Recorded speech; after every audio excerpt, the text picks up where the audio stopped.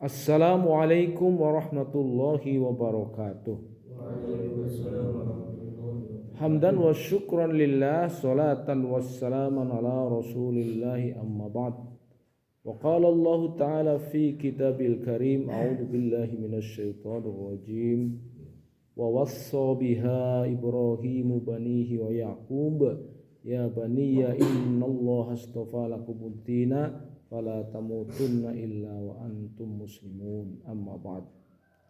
Hadirin rahimani rahimakumullah.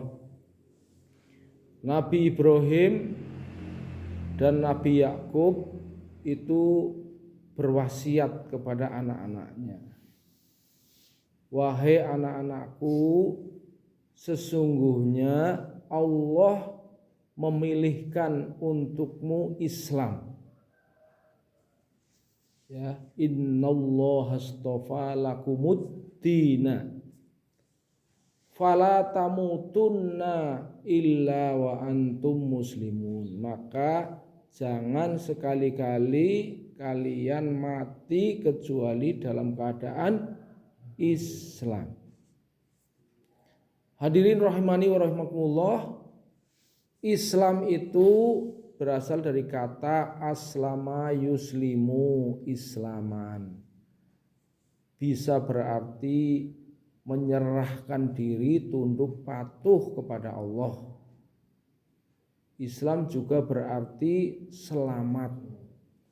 Orang yang menundukkan diri, menyerahkan diri, patuh, taat kepada Allah, itu pasti akan selamat. Itulah yang dirisaukan oleh para nabi terdahulu, orang-orang tua yang sayang kepada anak cucunya, ya, selalu memberikan wasiat kepada anaknya, wala tamutunna illa wa antum muslimun.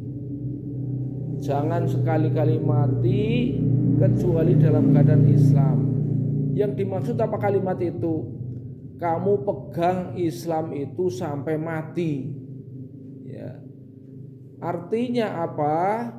Bagaimana kita yang sudah Islam, ya, kita membenarkan keislamannya pada diri kita dan naik derajatnya, ya, dinaikkan derajatnya lebih tinggi dari sekedar Islam.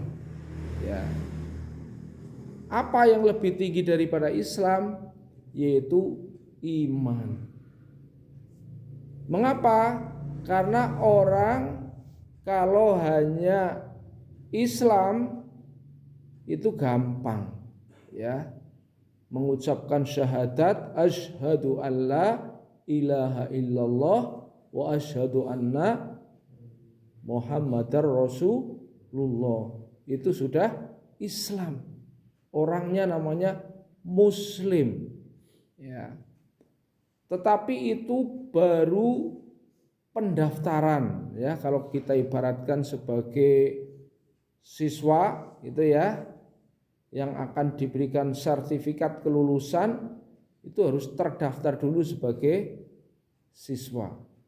Begitu juga kita mendaftarkan diri kepada Allah sebagai seorang muslim itu adalah melalui syahadat, ya.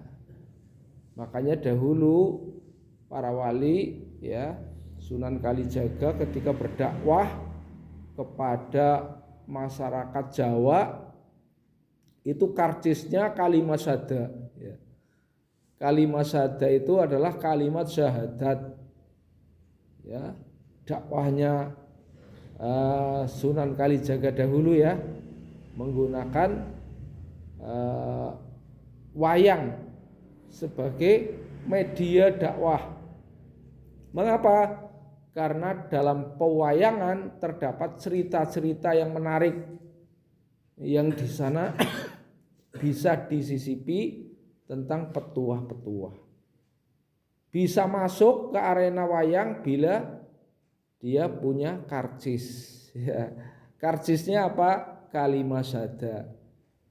Ya, yang mau lihat maka boleh, tapi ucapkan dulu asyhadu alla ilaha illallah wa asyhadu anna Muhammadar Rasulullah. Sehingga masyarakat Jawa yang tadinya adalah beragama Hindu, Buddha, ya, mereka berbondong-bondong masuk Islam, yaitu dengan mengucapkan kalimat syahadat. Banyak juga orang yang Islam tetapi melalui perkawinan. Karena apa? Karena yang dinikahi adalah wanita muslimah, maka saya akan mengucapkan syahadat, mengikuti pernikahan cara orang Islam. Ya, kalau tingkat keislamannya baru sebatas itu, ya, maka Islamnya masih lemah, ya, karena Islam kepentingan. Ada juga orang yang Islam karena apa? Karena bapak ibunya Islam, maka anaknya ikut-ikut Islam. Nah, inilah akhirnya ketika kita mewujudkan Islam itu tidak ada kekuatan. Mengapa? Karena Islamnya diperoleh dengan gratis, tidak melalui pengorbanan. Kalau dahulu sahabat-sahabat Nabi, dia dilahirkan dari perut orang-orang penyembah berhala, peminum darah, pemakan bangkai, cekek botol, ya.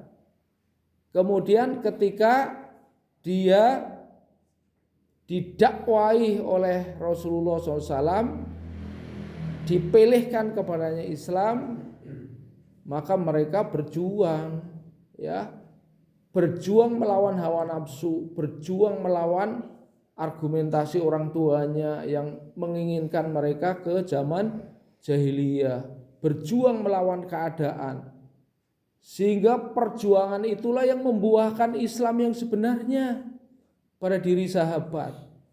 Kita jangankan berjuang, ya,